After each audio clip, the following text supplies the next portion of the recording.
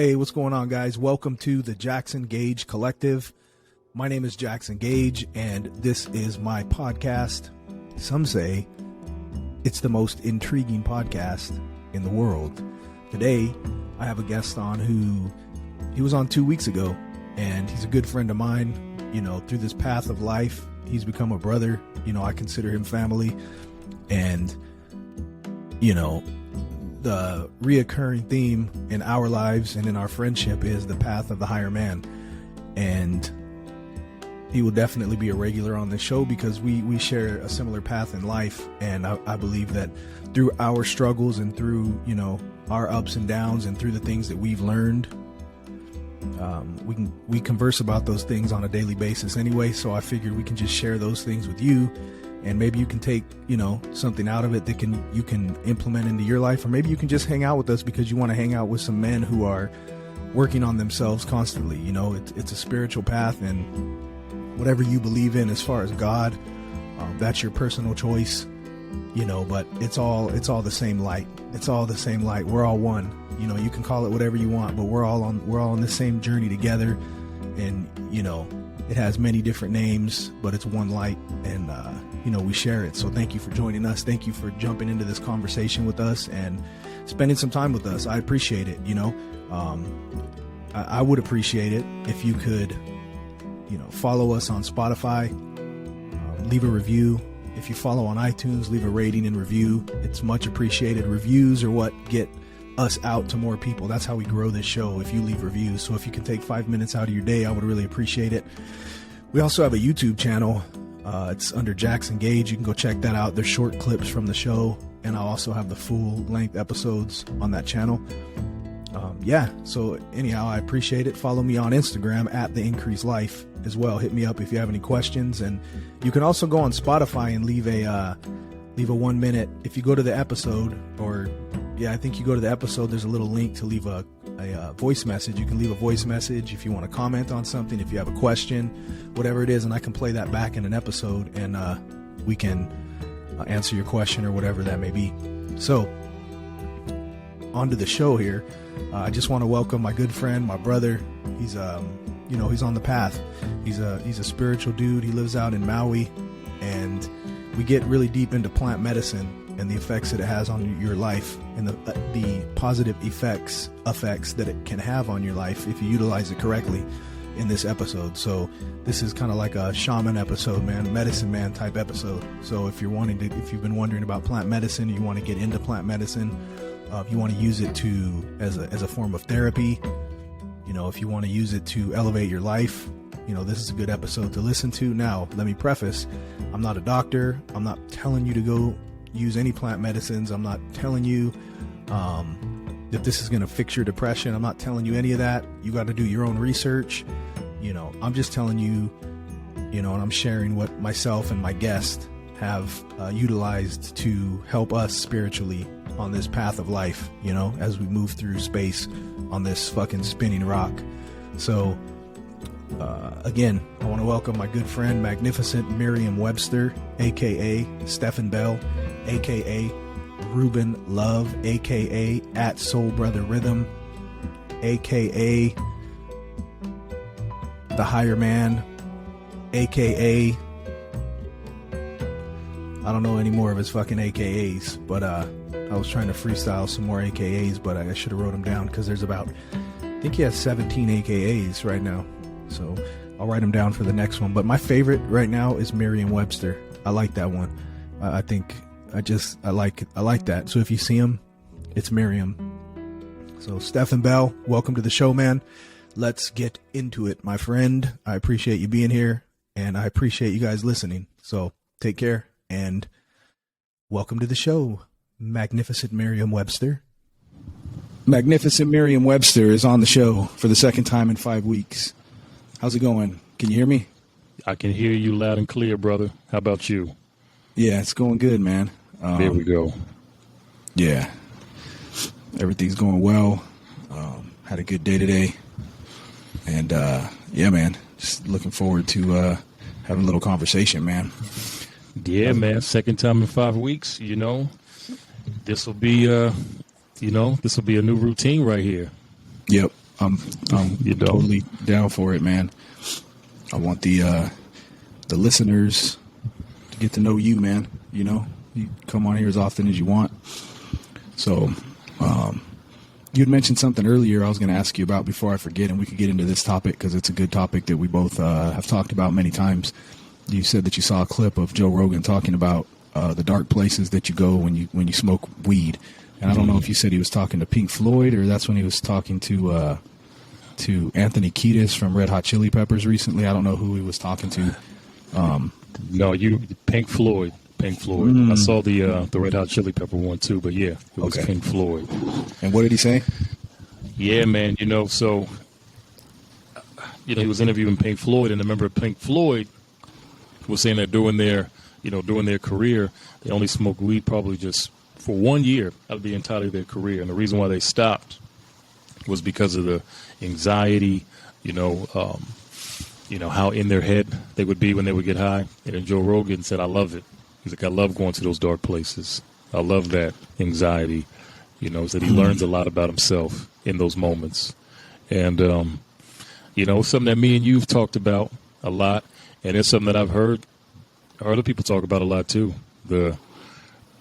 Where it can take you, the weed, the plant. The medicine. Yeah, man.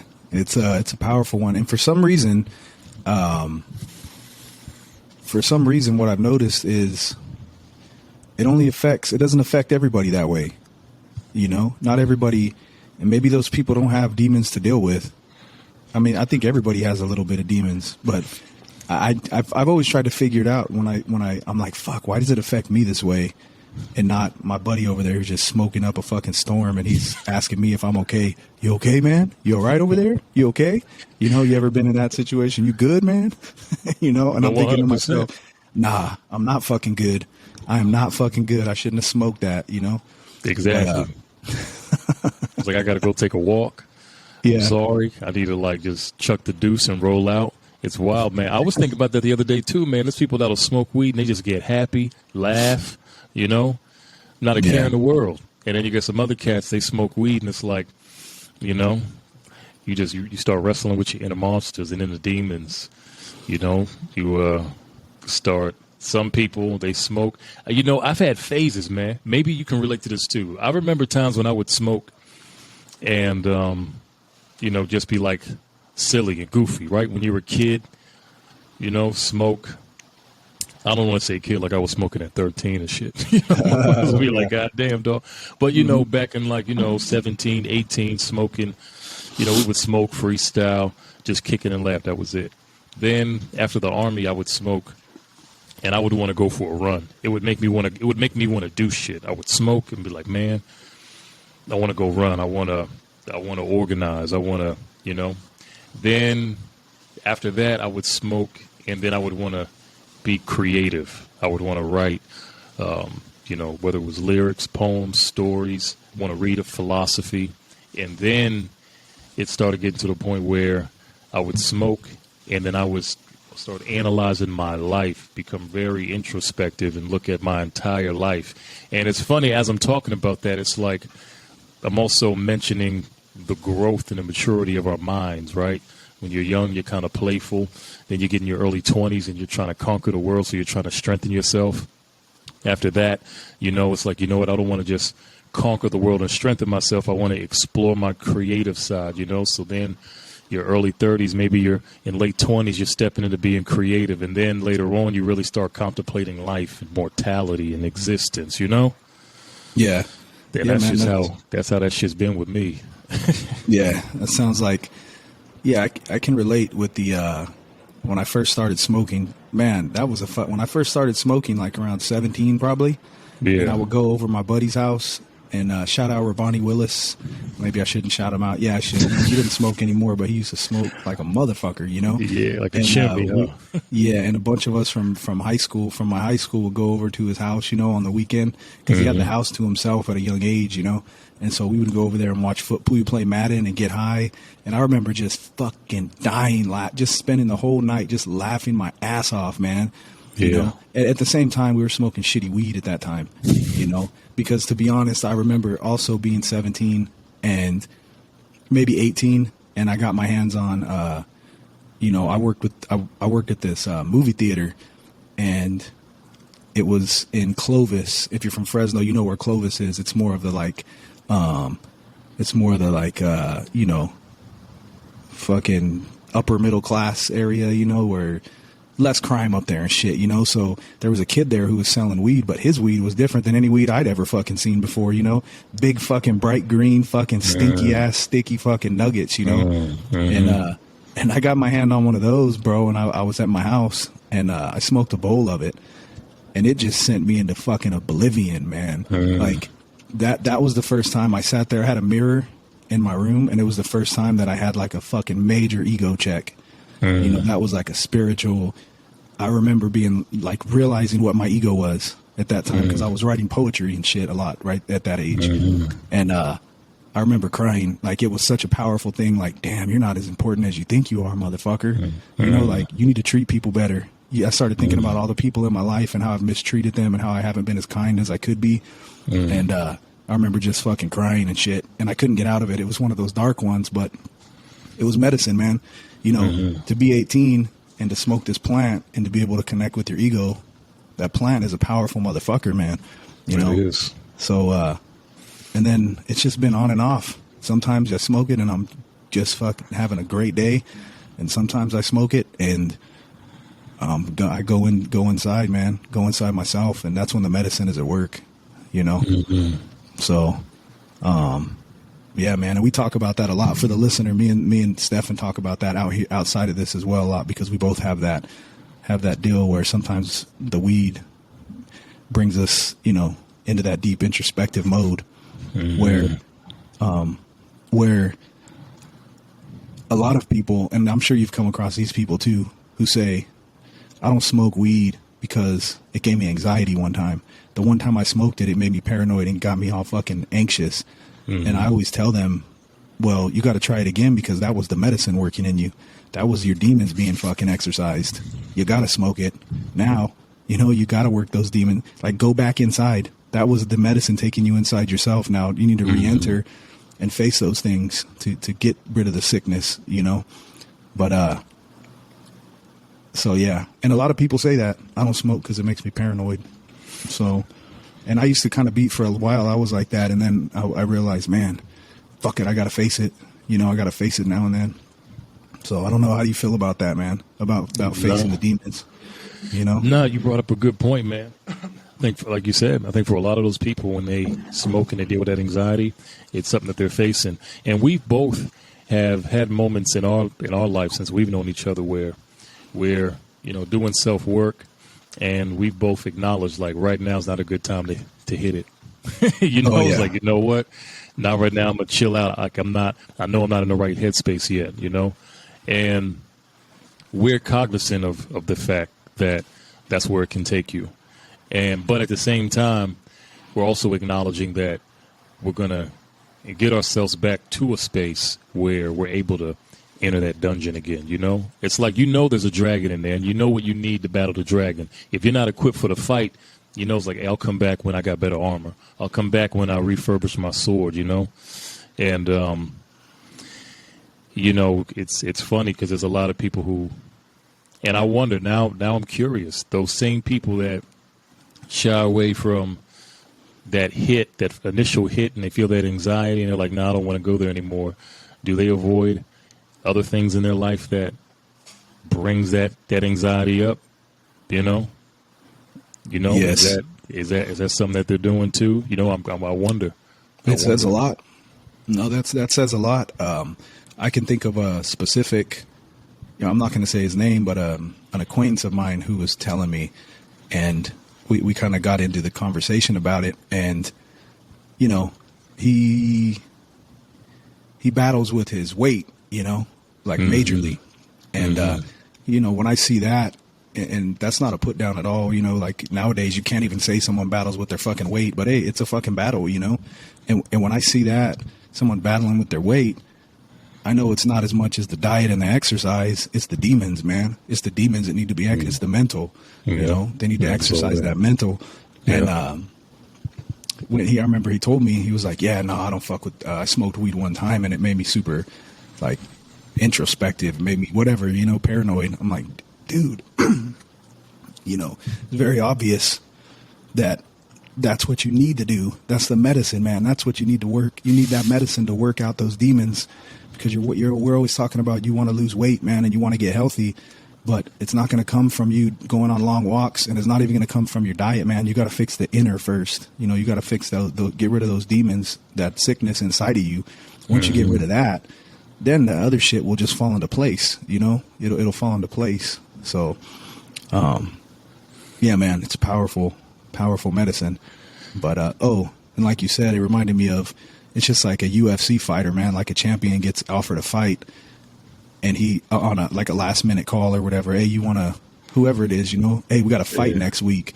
And most of the time, a smart fighter is going to be like, fuck no, I'm not going to fight next week. Some of the young guys who are trying to make money and make a name, they'll go in there. But if you're smart and you're building a career, you're not going to go fight without being ready. And that's where I'm sure the listeners have heard of set and setting with psychedelics, and marijuana can be considered a psychedelic as well. And the set and the setting is super important, and the set is the mindset. So you got to have a clear mindset, as clear as you can get it, doing the things to keep yourself healthy and happy and clean and focused, eating good, exercising, drinking a lot of water, getting good sleep, keeping the relationships around you healthy and happy, and being a good space when you're going inside of yourself. And then the setting as well, whatever is a very relaxing, quiet setting for you, whatever that may be, nature or in the house with some candles and some music that's relaxing for you. That's how I like to use the medicine. I mean, a lot of people use it different ways, but definitely if you're depressed or you're going through some hard times, a lot of people use it as an escape. But for me, I don't want to use it unless I'm in a good place, because those demons sometimes get a little bit rough. When you go inside and you're not in the right mindset, it's it can take you into fucking some dark ass battles. Man, next time we do this, I'm gonna have a pen and paper with me, because as you were talking, I had like 4 things I wanted to touch on, at least 5. And I know I'm gonna forget at least 2 in my attempt to hit all 5 right now. So I'm gonna keep a pen. I'm gonna do a pen and paper next time, because it's important to touch on all of the gems and jewels that are dropped and exposed in these in these conversations. So here's my attempt to go through all of them. One, with the discomfort that comes from this awareness when you use the medicine. In Buddhism, they say pain brings enlightenment, and there's nothing more painful than the truth. And that's something that we avoid when we avoid that discomfort, that anxiety, is there's a truth. There's a truth there, And then they also say, living in the past brings depression. The future brings anxiety. The being in the present is how you can have peace. And when you become very introspective, it can take you deep into your past, or it can also project you far into your, whatever you expect your future to be. And both of those things can be frightening.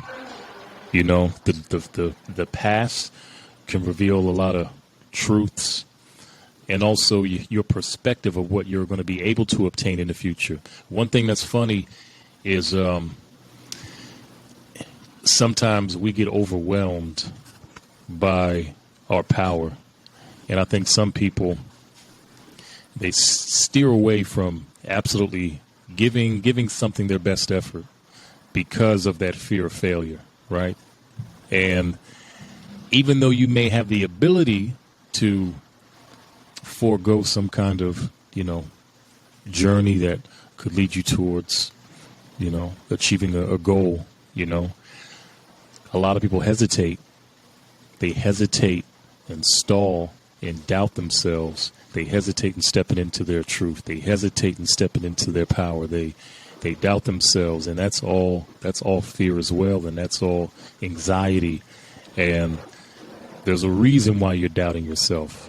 And then you got to face that truth. Maybe because in the past you quit on yourself. Maybe in the past you became overwhelmed at some point in time. Maybe it was in school doing a project. Maybe it was in a relationship.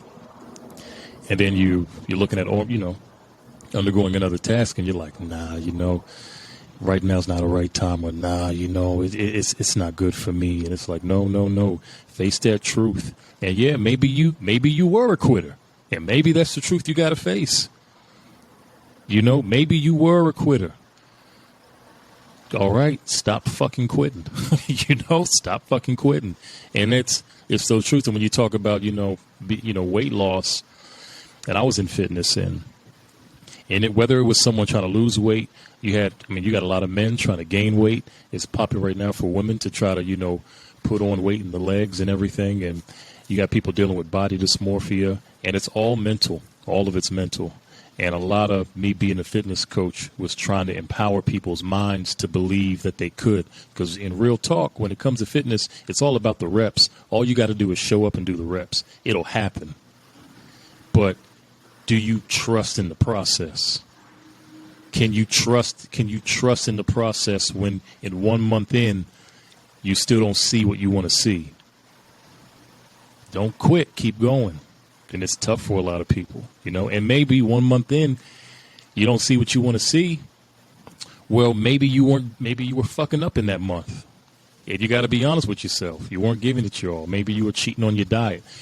And, that's just one example to touch on in that discomfort that the medicine brings to us. Oftentimes that discomfort is a truth that we need to face. And the other thing I wanted to say, just give you a shout out. You were talking about set and setting, and you sent me As a Man Thinketh by James Allen. And before I did my big mushroom trip, the hero dose, 5 grams, baby. And we talked about this too, for those listening, me and Jackson, and that's something I love about this relationship. I told him leading up to my birthday that I wanted to get my set and setting right. So we talked about diet, eating as clean as possible. In Buddhism, also the Noble Eightfold Path, it talks about right mindfulness, right thinking, right actions. And it's being very conscientious of everything you do and doing it as healthy as possible, right? What are you ingesting through your eyes? What are you ingesting through your ears? What are you feeding your subconscious? You got to be aware of all that shit when you want to undergo that noble path. And we talked about that. And I read the James Allen book, As a Man Thinketh, and I really contribute all of those things, my relationship with you and my friends, the diet that I was undergoing, the books that I was reading that allowed me to have that beautiful trip. And then the last thing I want to touch on, when we talk about set and setting, you had sent me over Instagram today that quote about the mirror, right? And, you look at that mirror, and that mirror is a reflection of you. Your world is your mirror. Your relationships are a reflection of you. Your environment is a reflection of you. It's a reflection of your choices. It's a reflection of how you see yourself, right? If you see yourself as a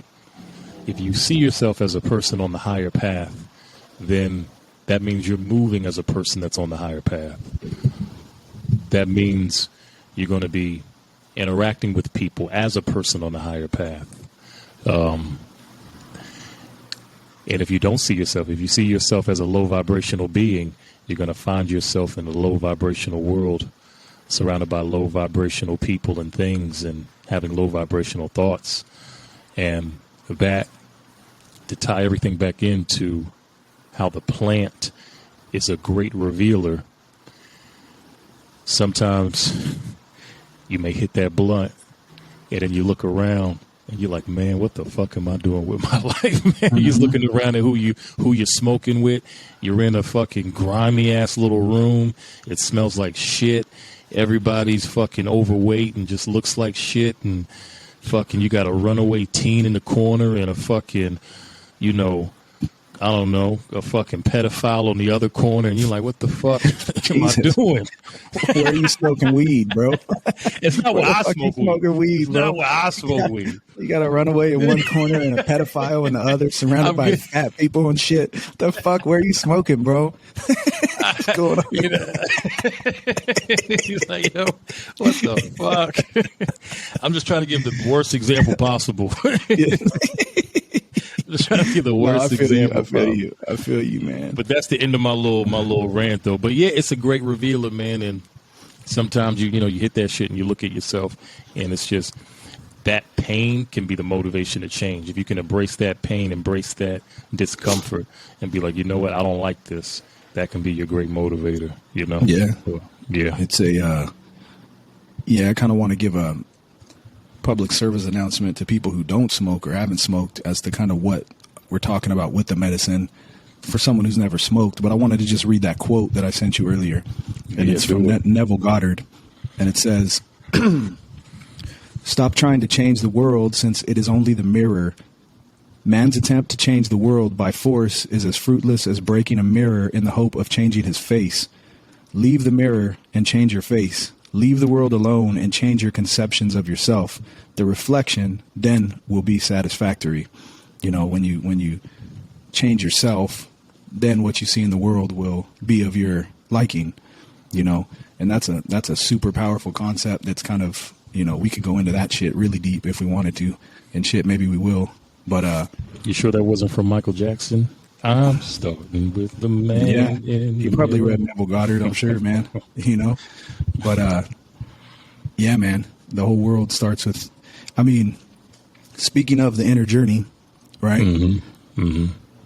If the world is a mirror and a reflection of our inner state, which a lot of people don't understand, right? That's a very deep spiritual topic that I don't know if they teach that in churches. I don't know if they teach that in school. I don't know where the fuck they teach that. But one of our most important truths as humans is that the world that we live in, our outer world, is a direct reflection of our inner state. You know, and that's what that quote was saying right there. Mm-hmm. And if you're unhappy with the circumstances surrounding your life, then the way to change that is to go within yourself, is to work on yourself. And what better way than to utilize plants that were created for that purpose? You know, they're here for that purpose, to help us become healthier mentally. And as you become healthier mentally, your world changes, your life changes. You're no longer sitting around with pedophiles and runaways and shit, and out of shape fucking people eating fucking McDonald's and shit, you know, passing you a Big Mac while you're hitting the fucking blunt. And you're like, fuck, what am I doing here? That goddamn pedophile's been here for 35 minutes and shit. And there's a fucking kid over here, a runaway kid. I got to stop this shit. I got to save the kid. Fuck, your mind's going crazy while you're smoking and shit. Hey, girl, get the fuck out of here. What are you doing here? This guy's a fucking pedophile and shit. And then you're like, what the fuck am I doing here? What the fuck am I doing here? What am I doing here? Yeah. So, I had a situation like that. I've had multiple goddamn situations, but one time I had there was a guy I worked with at a grocery store. Mm-hmm. I was working in a deli at this grocery store, and one of the bagging dudes was super cool guy, man. You know, he was a little bit gangster. He was like a cholo dude, and but we would smoke. You know, I'd make him these fat sandwiches, and we would fucking smoke on our breaks and shit. And one day we had lunch, and he's like, "Hey, come to my house real quick, and we'll smoke on lunch. I got some fucking bomb over there or whatever." And I was, you know, fuck it, I'll go. And I showed up there, man, and it was fucking something you would see in like Training Day and shit. It reminded me of Training Day, bro. Like, shit. I got in there and it was like a gangster crash pad, bro. There was just fucking cholos, bro. Nothing against cholos. I grew up in a neighborhood with a bunch of fucking gangsters, man. But to be high as a motherfucker with these gangsters that you don't know, and you're the only one who's not like, they don't know you, you know, that's not a good fucking safe, happy place to be, man. He was cool, but the dudes were very fucking watchful. They're like, what is this? I could tell. They're like, who is this motherfucker? Why is he here right now? You know? Yeah. And I was high as fuck, and I was like, God damn it, let's go, motherfucker. All right, I think it's time to go, bro. I think lunch is almost over, you know? But it's just kind of the situation you were talking about. You find yourself in these weird places and shit. But real quick, man, the service announcement just for anybody who doesn't smoke marijuana, or who thinks it's some fucking like weird drug. You know, it's obviously becoming a lot more mainstream nowadays. A lot of people smoke, especially here in San Diego, fucking Hawaii. You know, we got stoned. Everybody's fucking smoking.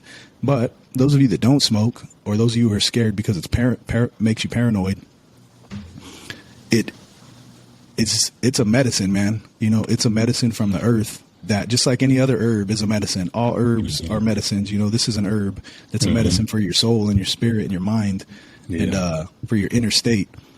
And it connects you with, you know, your higher consciousness, and it helps remove the veil of your ego, all the conditioning that you've had throughout your life that has taken you away from God. This plant will help remove the layers of that conditioning to slowly connect you back with yourself or with God, and whatever you believe God is.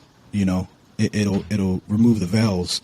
But in the removing of the veil, if you're using it for spiritual purposes, in the removing of the veil is where the hard work is. You know, that's where the work that needs to be done. That's where the medicine, like we're talking about, that's where the introspection begins. And you start seeing all the things that you can do better about your life, all the ways you're treating people, all the ways that you can be nicer to the people around you. You can be kinder. You can be focused on the things you love. You start thinking about, you know, you smoke a little weed and you start thinking about, why the fuck am I working at this job that I cannot stand when I can be doing the things I love? You know, you start seeing through the matrix pretty much. So that's, if you haven't smoked or you get paranoid when you smoke, the paranoia is the medicine. And that's what we're talking about. Removing the veils of your ego to get closer to God. So it's a powerful medicine. And, you know, I'm definitely a proponent of that. So I'm glad we got on this topic today, man. Yeah, no doubt, man. You know, whatever, when you take the medicine, whatever happens is supposed to happen. Whatever you feel, you're supposed to feel, and it's revealing something. You know, one thing to consider, though. You know, I'll add on to that. PSA is, you know, definitely with medicinal marijuana, strains have gotten a lot stronger over the years, and you can hit some shit now. And it can blast you into the fucking stratosphere. You can be like, God damn, you know? Yeah. So, you know, for first timers, you're looking to explore, definitely wouldn't hurt investigating the different kind of strands, your sativas, your indicas, your hybrids. And I personally would recommend a hybrid. You know, it's just a nice balance of both strands, of both blends, you know, of indica and sativa. And it can kind of guide you into what direction you want to lean towards more, or just stay right there in that hybrid zone. You know, do you want the body high of the indica? I think for people who have who deal with a lot of physical stress, physical trauma, physical exhaustion, I feel the indica is best to relieve that out of your body and to kind of get you back in a more relaxed state. For me, the sativa is good for people who may need like a mental jolt, right? Mental jolt, mental inspiration. That can kind of get your mind going. And then, again, that hybrid, you don't know which way you want to lean, try that bad boy, and it can kind of tell you which way you want to go. Yeah, man. And nowadays... Yeah, if you're looking, I mean, and just to piggyback off of that, if you may want to turn up your mic just a little bit, man.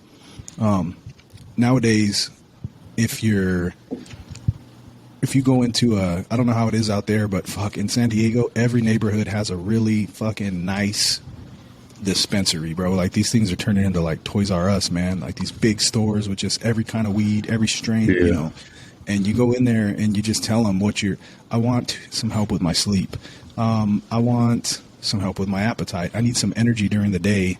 My job's stressful. I need to take a little hit of something that's going to give me some energy. You know, whatever it may be. I want to go deep within myself and connect with God. And the dude will be like, oh, I got just a strand for you, my man. You know, and usually that will be a sativa. So those of you, just to piggyback off that, a sativa is a head high. That if you're looking to go within yourself, you go find a sativa. If you're looking to just relax your body, then you go find an indica. And then there's hybrids, which is a mix of both, and they do an array of different things for you. And I want to feel happy today. Well, I got a strand for you, you know, whatever it may be. So yeah, and I'm not. We're talking about this, and I've smoked a lot throughout my life, but I'm not an everyday stoner. So I haven't smoked. Well, I took a hit yesterday, I did take a hit yesterday, but before that, I haven't smoked in about 7 or 8 months because my mindset hasn't been where it needs to be, just because of some things I've been dealing with. So I'm able to take a break. It's not an addictive thing. It's a medicine for when you need it. You know. Yeah, you know, and that's important. You know, because it gets you know, the medicine gets a bad reputation because it's abused and it's not revered or respected or honored the way it should be. And just like you said, you know, check where you are before you really start smoking, because it should be more of a ritual. I know I like to clean before I smoke. You know, I'll clean up my space. I'll take a shower. You know, like I'll cleanse myself and cleanse my area before I partake, because I'm doing it to feel harmonious. You know, I'm doing it to feel beautiful, to feel strong, to feel my best. So yeah, you know, it should be treated as such. Yeah, and this is something I thought about when I was in Peru as well, on the diet, the little dieta they do before the ayahuasca. And I agree, bro. Like cleaning up, when you do a good cleaning of your house, which I try to do one every couple times a month, clean everything up, put everything away, mop the floor, sweep, wipe everything down, you know, make everything fucking, just open the space, clean it up. Bro, you feel amazing after that mentally. I don't know what it is, but you feel great after that. So yeah, I agree, man. It'll put you in a good mood. That'll take you out of depression and shit. Clean up your space.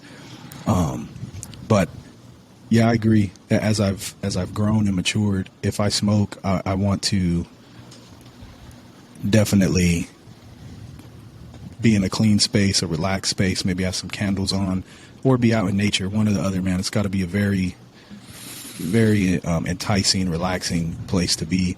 And then it makes you think, you know, it's because when you get high, or when you use psychedelics as well, which is just a heavier form of the marijuana, it's the same thing. You know, when I was in Peru getting ready for ayahuasca, you fast at night, and you eat a breakfast and you eat lunch, and it's very light, no salt, no seasoning, either fish or chicken, you know, boiled, no fried food, you know, plantains, very, very clean, like fucking completely clean, man. Salads, different fruits and shit. And they say that because it'll help you'll have a better experience with the medicine. And then it makes you think, because when you do the medicine, you realize it's just a metaphor for life. Whatever you're learning during the trip, it transfers over to life. You know, it's everything you're learning in the trip. You're like, wait a minute, this is my life in one night, all wrapped up into one. You know, it's teaching me how to let go. It's teaching me how to love myself. And then it makes you think, fuck, why don't what I should be doing is acting like I'm about to smoke weed or do psychedelics and living that lifestyle all the time. You know, I should be eating this clean every day. I should be keeping my face clean and doing these things, although, you know, it's easy to get sucked into some of the poisons of our society a little bit, you know, some of the foods, some of the laziness, some of the slothfulness, you know, and lacking discipline. But as we grow, we continue to, you know, I'm sure you do too. I always have a goal of keep getting better at it, keep getting better at it, keep getting better at it, you know, keep becoming a better man as I move forward in life. That never ends. No, that's a journey that never stops. Never stops. Yeah. You know, kind of staying on with the psychedelics. So, you know, Jackson knows that I've been microdosing recently. I just wrapped up the end of my the last little bit of my mushrooms, and the way I've been microdosing recently, I bought a little over 5 grams of mushrooms, just the raw mushroom itself, and I would just break off a piece of that mushroom. And the way that I would prepare it, and I was educated, got hip to this by the person that I purchased it from, is to take the mushroom itself, let it sit in citric acid. It could be lemon juice, lime juice. And what happens is the citric acid acts as your digestive enzymes and pulls out those psychedelic properties so you let it sit in there for 10, 15 minutes so that when you ingest this juice with the mushroom in it, you're ingesting what's already been pulled out. So your body doesn't have to work to pull it out. Your body now can just take it in. And it's a very clean process because, what happens, and this is with all nutrition, when we eat, and this is why the way we prepare our food is so important. When you digest your food, through the process of digestion, you lose some of the nutrients in the food. Well, as your body is breaking down the food, even supplements, protein supplements is like maca powder, rhodiola, all that stuff. When your digestive enzymes hit it, it's losing some of it, losing some of the properties. So that's why it's so important on how you prepare the food that you eat, so that when you take it in, you don't lose as much of the properties through your digestion. So to come back around to the way I microdose, that's why I put it in the citric acid, take it, and it hits. Maybe hit's not the right word, but the effects come in pretty quickly, and they also feel very clean. And when I initially started taking those microdoses, immediately I started self-analyzing, how I'm eating, because like you said, we get in these patterns that we're not even aware of sometimes, right? So I wasn't aware of how I slipped in my diet until I started microdosing. So I microdosed in the morning, then it's time for lunch, and I'm looking at what I'm about to eat, and I'm like, oh, shit, damn, I don't want this right now. And this is what I've been eating for a while. Like, what I want right now is just fruit. I don't want a sandwich. I want fruit. And then I made that decision and got some fruit, and all of a sudden, it's, I don't know, you just feel more jovial. I felt more jovial. I felt more light. I felt like I was just, I don't know, man. It's just those little things, man. Those little acts and those little decisions for yourself create waves. It's like dropping a pebble into a pond. It's a small little pebble, but it creates these ripples and waves, and those ripples and waves go further into your life. So I bypass the sandwich and eat the fruit. I feel good. Now the next thing I want to do is I want to, do some yoga after work, and it just continues that way. So it's a beautiful thing. And while I want to add, while I was taking these microdosing on the mushrooms, I stopped smoking weed. I didn't want to blend these two psychedelics together, and it's a beautiful thing when done right. It's a very, very beautiful thing.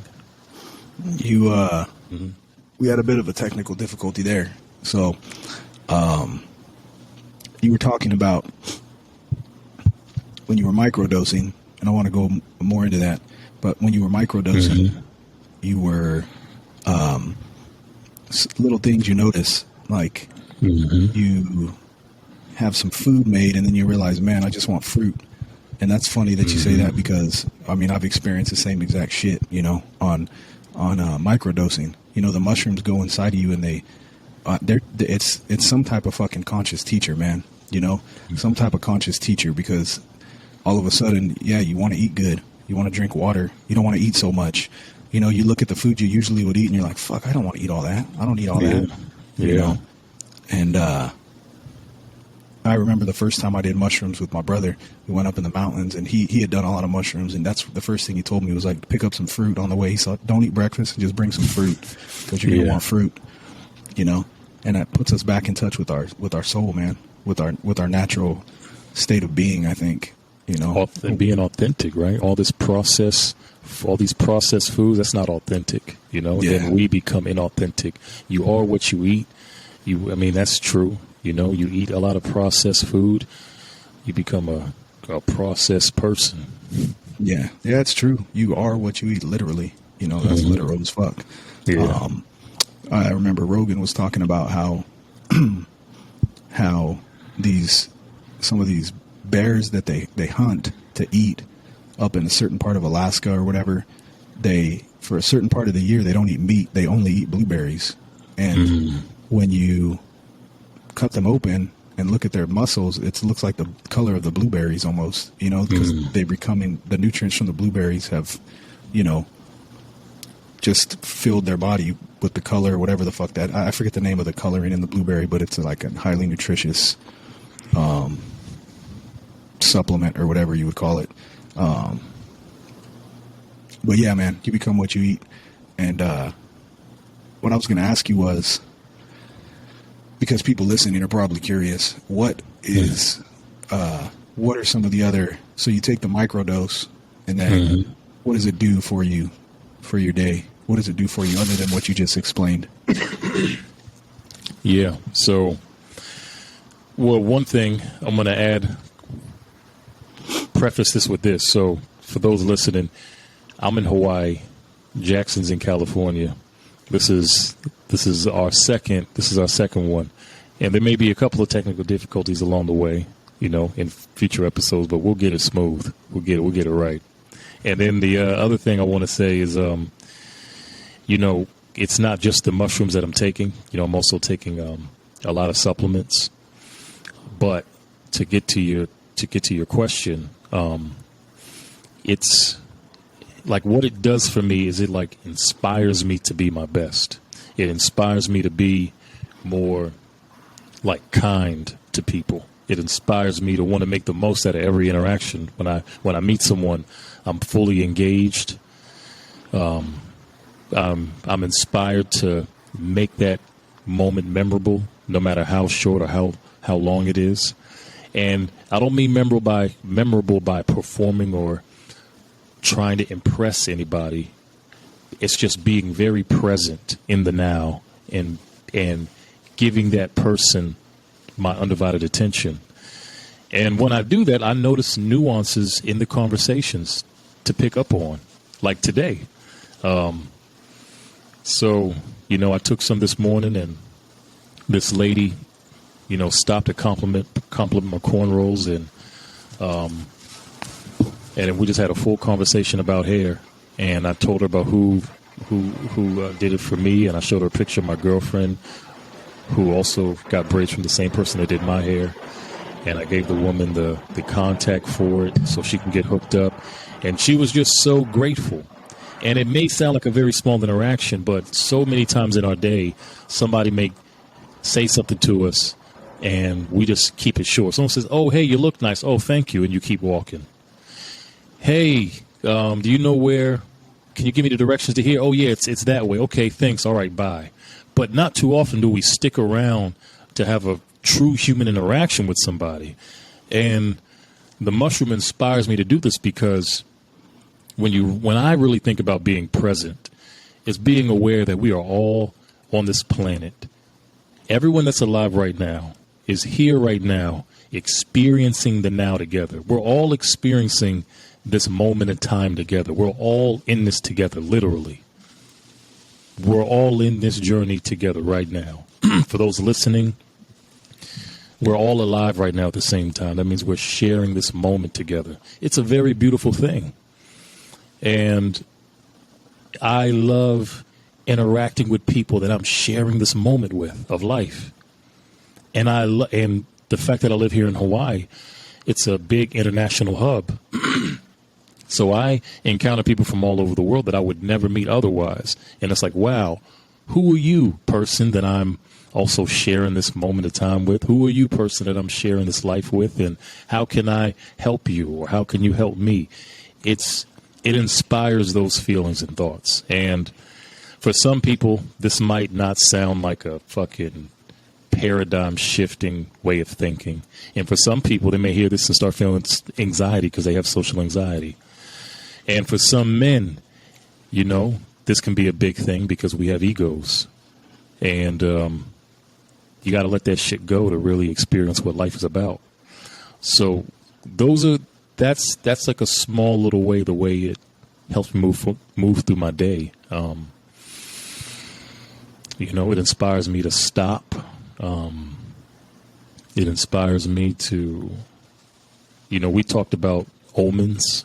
I never read The Alchemist, but you have, and you've told me about omens, like the butterfly. When I stop and I see a butterfly, ever since we had that conversation about how a butterfly is a beautiful omen for like you're on the right path. If you see a butterfly flying around you, it means you're on the right path. So every time I see a butterfly, I stop and I like basically say thank you. I'm like, you know what? This means I'm this whatever the hell is going on, it's right. You know what I mean? Yeah, wherever I am right now, whatever I'm doing right now, it must be right because there's a butterfly flying by me right now. You know? Yes, and, sir. I love thinking that way. I love operating that way. And, you know, the mushroom, it inspires me and it also encourages me to think and feel that way and embrace being that way. Yes, sir. It's, first of all, I like the butterfly. I love it, bro. I do the same shit. I know we've talked about it, how it's a good omen. But yeah, anytime a butterfly crosses my path, I do the same shit, man. I give thanks. I say hello to it. Thank you, God. Thank you, God. I know I'm on the right path, you know. And I do believe that. I believe in the omens. God speaks to you in omens, you know, in signs.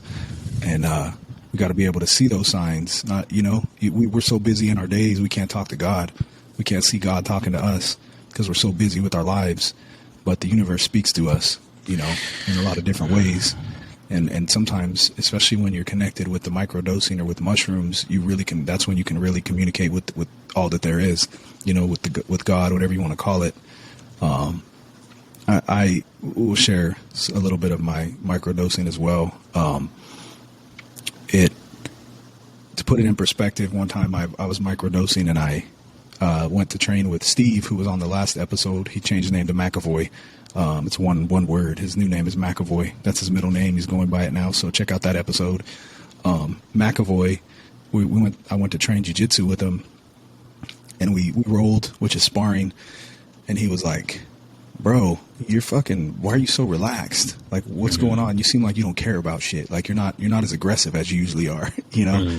And I told him, well, bro, I'm microdosing on some mushrooms, and that's what happens. Your ego goes away. You know, I don't have to beat his ass that day. I didn't give a fuck. And it's a metaphor for other things, but as far as jiu-jitsu, if you don't give a fuck and you're not trying to beat somebody's ass, that's when you get really good. That's when you can learn. And it's the same with life. When you're not competing and trying to be the best, you know, when you're just allowing life to happen, that's when you can become great at whatever it is that you're doing. And so that's part of what that medicine can do. The mushrooms, you know, or it makes you, I don't know about you, but it'll make you, all of a sudden nature is really fucking beautiful. You know, it already is beautiful. But like, I remember sitting there, I parked in my car in this parking lot and there was a palm tree. And bro, like 20 minutes, and I wasn't even, microdosing doesn't get you off. It doesn't make you trip, you know, it just puts you in a zone. But I remember looking at this palm tree and the leaves were so green and it was dancing in the wind, you know, and I couldn't stop. I was in love with that motherfucking palm tree. Like I couldn't stop looking at it. You know, I was giving thanks for the beauty of life and shit. Yeah. And, in our normal busy lives, we don't do that. So microdosing has the power to break us away from the matrix that we're living in, you know, our conditioned fucking slave life, and put us back into a spiritual place where we take time to look at nature, where we take time to give thanks for butterflies, where we don't care so much about winning, where our ego is not so strong, you know, because ego is the devil, man. Ego is Satan. You know, in my book of fucking spirituality, Satan is a metaphor for the ego, you know, and to get rid of that, we do a lot of different things, but one of them is we utilize plant medicine. So, yeah, man, I highly recommend to anybody, you know, microdose some mushrooms. They're not completely legal yet, but they're legal in some cities, Oakland, I think Denver, and there's a lot of big pharmaceutical companies who are creating medicines with the fungus, and these medicines are going to do away with these horrible drugs that they're giving people for depression now, because it has the same effects. It cures your depression, but without any side effects, you know. So that's going to be a major fucking boom in the world of pharmaceuticals. So yeah, man. You know, so one of my favorite things to do, Jackson knows this, I've talked to him about this, I've even sent him videos of me doing it, is taking a little bit more. What'd you say? Somersaults. Somersault. You sent me videos of you doing somersaults. Remember that shit? Okay, go ahead. What? I'm sorry. I send you videos of everything. It was, you know, going out into the mountains, right? I'll take more than a microdose. So I'll take, you know, 2 grams and then go to waterfalls, right? and it's a powerful experience. And I've taken 2 people on this same journey. I've prepared the mushroom the same way I prepare it, hooked them up, took them to one of my favorite waterfalls. We had fun, we swam, come back out, and on the way out, both of them were reduced to tears. And not in a sad way. They just got reduced to tears because they were just overwhelmed by gratitude and appreciation for life. And like you said, you on a microdose, nature can be beautiful. You take 2.5 grams, nature can be profoundly beautiful. And we're leaving a waterfall, we're walking through the jungle, and both people, one was a woman, one was a guy, and both of them were reduced to tears. And when I asked them what's going on, talk to me, they're like, I'm fine. I'm just so fucking happy. I'm just so happy. I'm just so grateful. And, me and you, we talked about this, how when we get exposed to those feelings by the mushrooms, it's also exposing us to how we can feel, how we should feel, feelings that are always accessible to us, and it does get us in tune with God and the universe. And to those listening, no matter what your religion is, if you believe in a higher power, it's of something greater than yourself, the mushrooms will allow you to listen to it. And here's another thing with ego death. You become less of a talker and more of a listener. And when it comes to communicating with the universe, it's never about what the fuck you got to say. It's always about what the universe has to say to you and what you're able to receive. And in our journey, our growth journey, what I've found for myself, and I've been more in tune with this in some parts of my life than other times, but a big part of leveling up self-work is to improve my vessel, which is also a conduit for greatness, a conduit for God. The universe can work through us. And the more we work on ourselves, the more we strengthen our mind, the more we strengthen our hearts, the more we strengthen our bodies, the more the universe can work through you. And as you strengthen those aspects of yourself, the universe will communicate stronger messages to you. You'll start hearing things you never heard before. And to some people who aren't working on themselves, they're going to think you're nuts. What the fuck you talking about? Why you out here, why you out here, smiling at everybody, wanting to stop and help everybody? Why are you doing this? Why are you doing that? Because they don't hear that message. And the mushrooms can really put you in tune with that. And it's a very powerful place to be, because when you're hearing those messages and then you're acting on those messages and allowing that to be worked through you, you're also allowing yourself to be one with it all. You're allowing yourself to be in harmony. And I feel that the more you do that, the more often you're going to find yourself stopping at a palm tree and being like, I love you, because you feel connected to it, because you are connected to it. The more we step outside of ourselves and start being a part of the whole, the more you can appreciate the whole.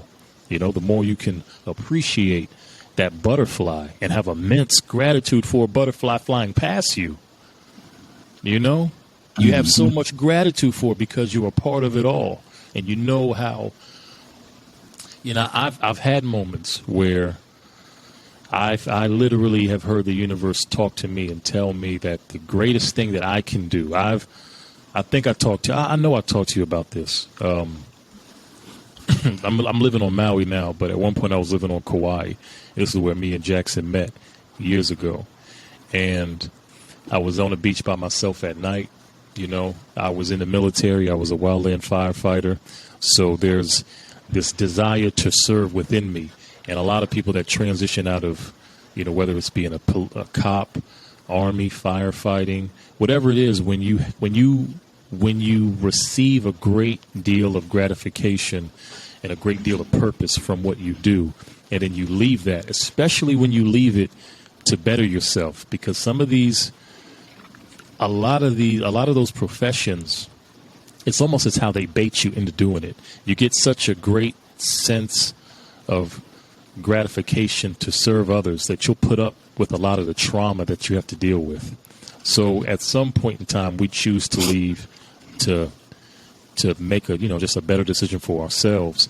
But then that can also create a struggle, and that created a struggle for me because on one hand, I'm stepping away from serving people, but I'm also trying to step closer to healing and tending to myself. So I was really conflicted on like where I should go in life and what I should do. And I remember being out there on the beach alone. It was midnight. And I remember I kept asking questions like, what should I be doing with my life? And I heard the universe say, you like to serve me. And I said, how can I serve you? And the message that I got was that the way you can serve me is contributing to creating harmony and balance in any way that you can. Just contribute to creating harmony. And that has given me a great sense of fulfillment, because you can contribute to establishing that harmony anytime, anywhere. All you got to do is just be a person of the people and a person of God. And no matter where you go, you can serve, because you serve when that person looking for directions, that kid that might just need a little bit of advice, that old man that might be a little bit lonely and just wants a little bit of, just wants a little conversation. Maybe there's somebody carrying groceries up the steps. You see them struggling and you help them. You see a piece of trash on the ground and you pick it up. Like when you do those things and you're doing those little things every single day, you're contributing so much to establishing harmony. And it was a beautiful message. And again, this was a long rant, but to bring it back all the way around to being open to receiving those messages from the universe and God, it's a very profound, beautiful experience. Microdosing on the mushrooms can definitely contribute and help and assist you in that. But real talk, all you got to do is just be open.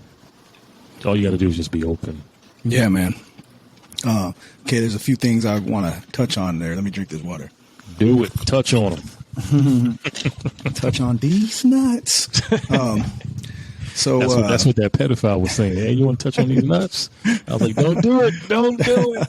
Yeah. You're hitting the bong, and he's asking you to touch on his nuts. You're like, let me finish this hit. Yeah, let me hit this first. God damn. Get your balls out my face. Let me hit this shit. But first and foremost, man, to go even deeper on that message that you got from God, to create harmony, right? Is that what it was? To create harmony. Yeah. And, I think even on a deeper level, that message could be construed as, because the most powerful service that we can do in life is not outside of ourselves, is to create harmony within ourselves. Mm-hmm. And that could even be on that level, continue to create harmony within yourself. And as you do that, the world around you will become in harmony, and, and I think that's like a powerful part of the psychedelics and service, as you mentioned. Even this, bro, like I had the same struggle leaving the police department because I felt like I was doing something finally in my life. I was helping people. I was serving, man. Mm-hmm. And leaving there, you don't have that anymore.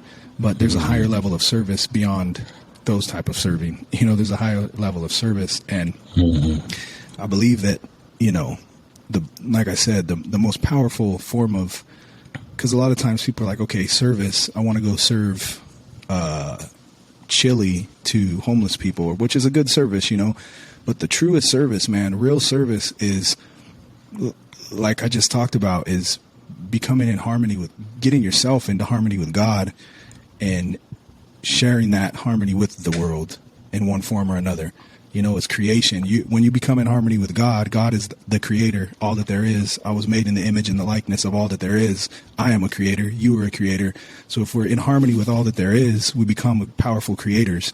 And that's the highest form of service, when we're creating from a God level. You know, when we're creating from oneness, from harmony with God, then you're serving the world. That's when you influence people. That's when you make a difference in the world. When you work on yourself to the point where you're creating and sharing that with the world and influencing people in a positive way to get themselves in a position so they can be one with God, you know, and that's how we lift up everybody around us. And it seems like, because you think, how can I change the world? There's so much going on out there. You just raise yourself up, man. It's all the work you do on yourself, and you share that light that you create within yourself through all this work that we're doing. You know, all this work that we're doing, the path of the higher man. This podcast, what we're doing right here, bro, this is service right here, man. You know, we're serving people some information on some medicine that will connect them with God, you know. And I think every time we do a podcast, it's a powerful service, because we're sharing the trials and tribulations and the medicines and the, you know, all the anecdotes that we've found through our struggles. To the reason why we're sharing this is so that someone else can listen to it and take something from it and maybe elevate their life.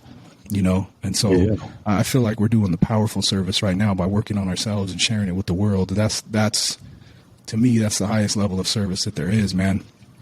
And also, I got to touch on a few things you talked about there. Well, keep going. Keep going. So Stephan, also, if you're in Maui, you know, that I'm sure he'll take you on that trip, you know, for a throw him $1,000, fucking take you on that trip to the you know, fucking come out enjoying life, go to the waterfall, eat some mushroom, come back out, you know, hit up Stephan. I'm just throwing that out there for you, Stephan. You know, I don't know. No, real talk. You know, that's if you're on Maui, you know, go see Stephan.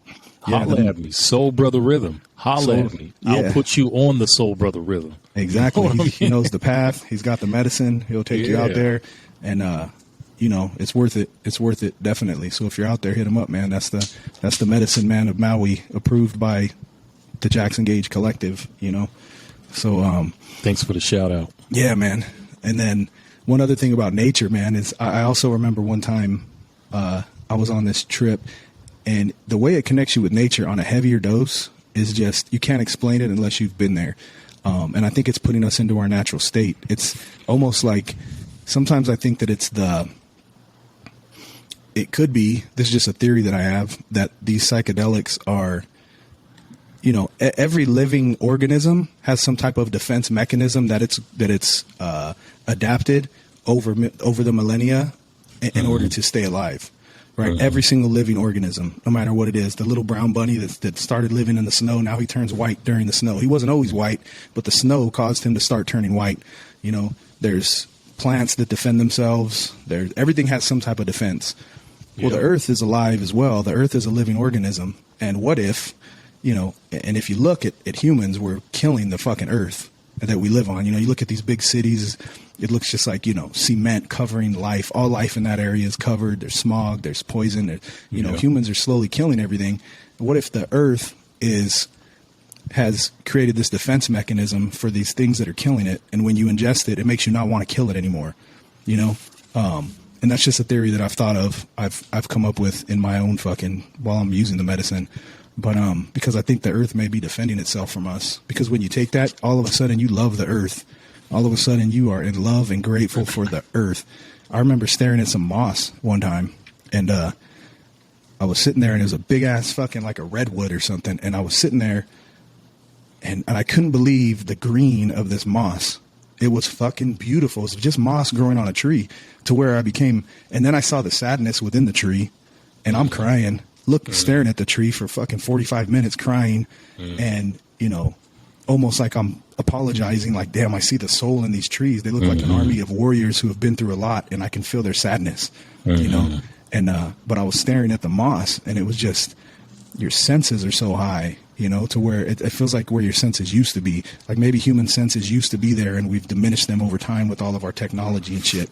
But we used to have I believe we used to have some really crazy senses, you know, like you eat some mushrooms and you can hear a fucking bird 2 miles away and shit, you know, like a goose. You're sitting there and all of a sudden you hear a goose and you're like, where is that? And you can't even see it, but you can hear it, you know? Squirrels will come up to you and shit. I've had sparrows just come when I was tripping up in the mountains. I've had sparrows just come up and I didn't even know sparrows hover. I just thought fucking the little hummingbirds do that. But I had a sparrow come and like hover right in front of me and look at me for a minute and take off. You know, and I think you get into this certain energy. It was checking out your vibration. Yeah, you just connected with the earth, man, on a different level, and you have a different respect for the earth. So anyhow, yeah, I was just piggybacking on what you were talking about there, man. No, I love it when you piggyback. You can jump on my back anytime. God damn it. No homo. Damn it. No homo. These, you know, it gets a lot of no homo moments. Yeah, Fuck. it gets real homoerotic when we talk, man. I love you. But no, man. Everyone's gonna get mad, bro. shout out real quick before you go on. Also, the braid girl, man. You mentioned her, but you didn't say your name. She did some really clean braids on your head. If you're on Maui, yeah, Taz, hit up Taz. Where was that at the market somewhere? Yeah, so she has you can find her. Her business title is Urban and Island. But every Sunday there is a craft fair in Lahaina at the Lahaina Gateway. It's a little shopping plaza, and she has a booth there. She's there every Sunday, and you can just walk in, walk to the booth. It's her mother, Miss Pat, her husband Benny, and herself will be in that booth. If you want to get your hair braided, she'll sit you down and do it nice and quick. She sells oils, body oils, so perfume oils, because so like perfume and cologne is more alcohol based, and that can like evaporate, and I forget some other ways that it's not the best way to adorn yourself with, you know, some nice smells. But with these oils, they're not alcohol based. So the wonderful thing I love about them, and one of my favorite one, which is like my scent, is called Golden Sand. You put that on your body, and as you get hot, it gets stronger. So out here too, it's amazing. You know, you go for a walk, you're moving around. If you like to dance, you put some of these oils on your body and you're dancing, and I mean your scent will fill the room. Everyone will stop, be like, "Yo, who the fuck is that?" You know? Yeah. So she has that, all kinds of stuff. But yeah, she's the one. All right, Taz on Maui. If you want your braids, did get them done. So, yeah, man. But yeah.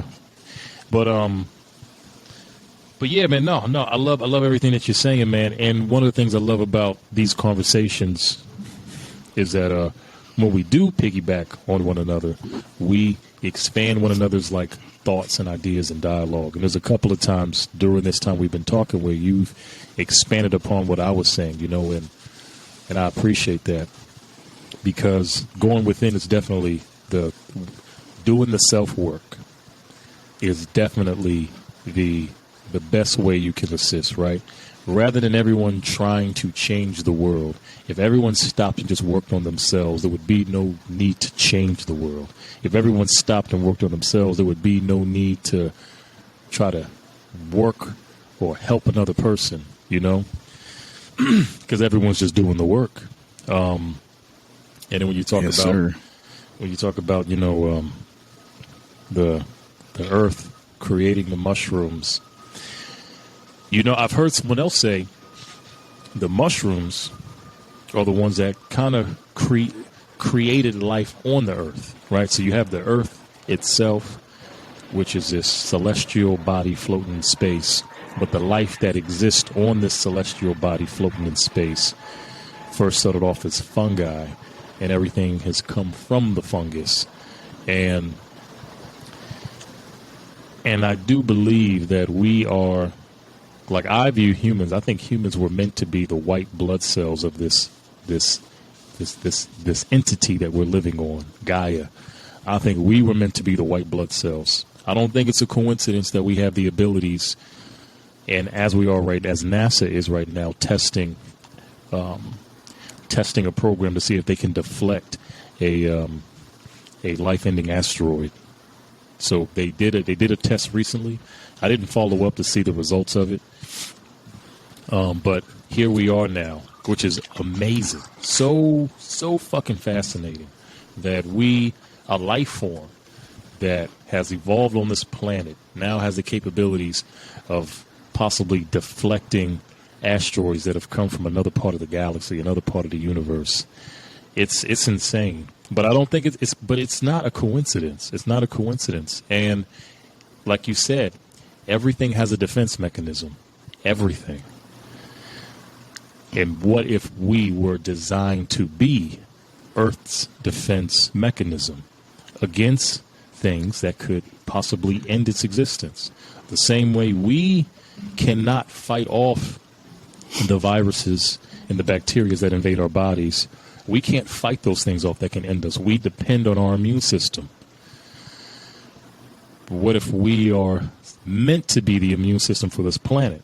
And another way that analogy can continue to kind of grow is that us as people, sometimes we develop autoimmune diseases where our immune system starts attacking us because it's fucking whacked out. What if we are slowly becoming that autoimmune disease for this planet? AIDS is the autoimmune disease. Your immune system literally just breaks you down. And what if I would hate to say we have already become that, but I do think that we can become that. We can become that autoimmune disease. This immune system that ends up attacking the planet.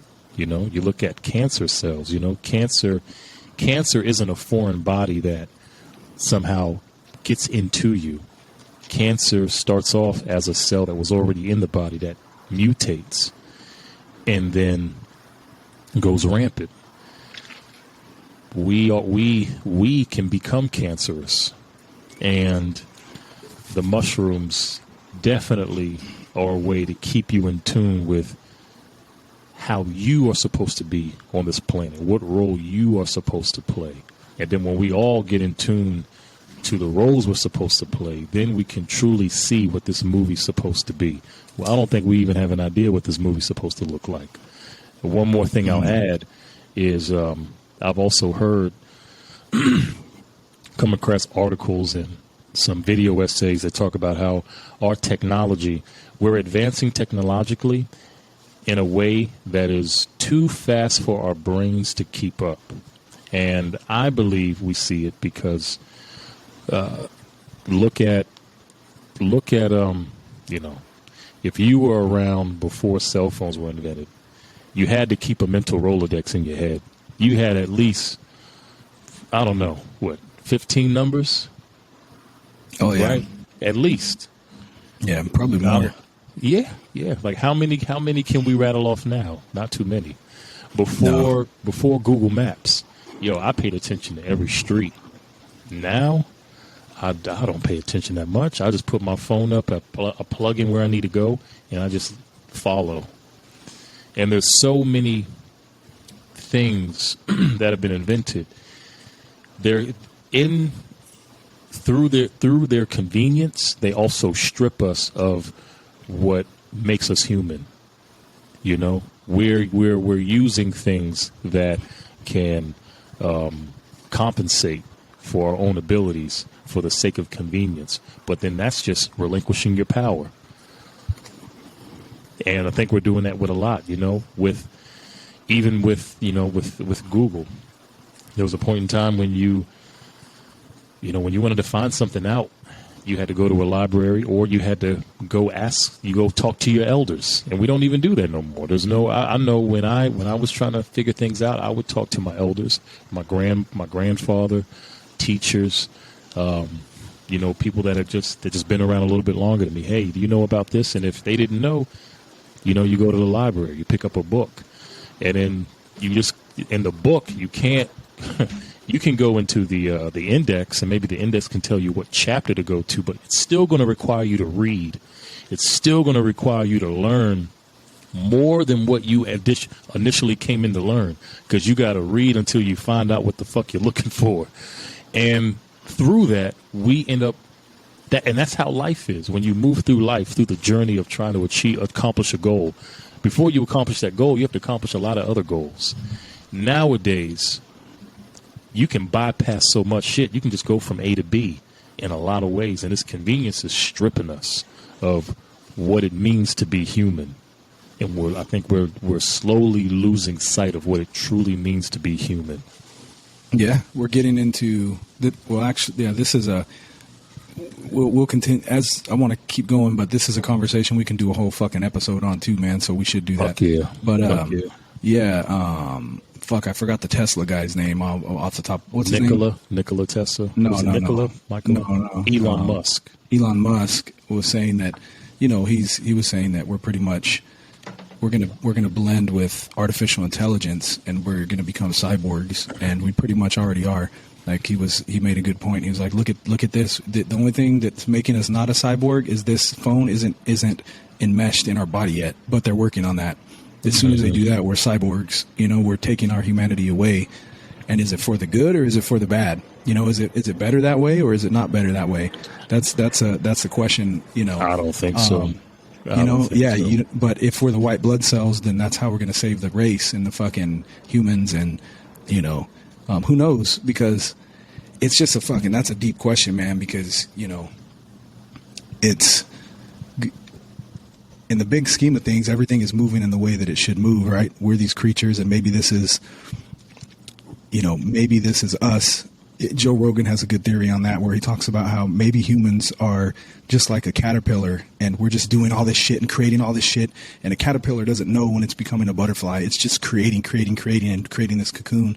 And he was saying that maybe humans are doing the same thing. Maybe we're just moving and we don't know why we're doing it, and we're going and advancing into this higher fucking form that the universe is leading us to, this higher form of human. And that's a pretty interesting thought or theory. But to go back on what you said over there about humans being the white blood cells, one thing about that is that's another question. There's been many civilizations on this planet of other types of humans, and who knows what the fuck else, for thousands of years. Thousands of years they've had civilizations that have been hit by meteorites and however the fuck they all died. But the Earth has stayed alive. And so then you think, well, maybe the meteorite is supposed to hit us and it's supposed to wipe us out so that the Earth can regenerate. And maybe we're going to stop that and continue to destroy like we have been, almost like a cancer. If Los Angeles, if that type of city, those spread, eventually the whole world is going to be covered in fucking cement, and that's why they were thinking of ways to get onto Mars. Because once this Earth is uninhabitable, we're going to have somewhere else to go because we're destroying it, So, and I guess that could go either way. Who knows if we'll destroy this planet? I don't think we're that powerful, but it could happen, So that's a good topic to get into. We should do some research on this shit and then come back for another episode and go deep into that, into different ideas. Yeah. Shit, I like it. I like those. Another 5 weeks. No, 5 episodes. Not 5 weeks. 5 yeah, months, maybe 5 episodes. Maybe. Yeah, or maybe a few weeks from now. So yeah, I'm down. I'm down. Cool.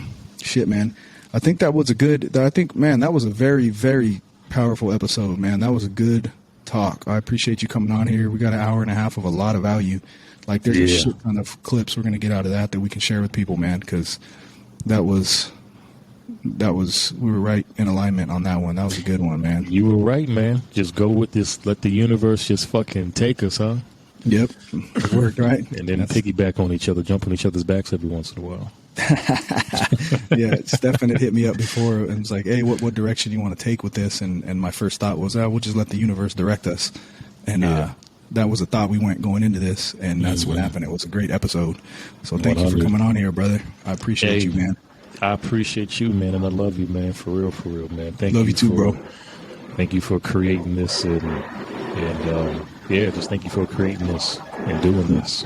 Yeah, of course, man, and thank you for being a part of it, bro. I appreciate it, man. Hell yeah. Yeah, we definitely got to,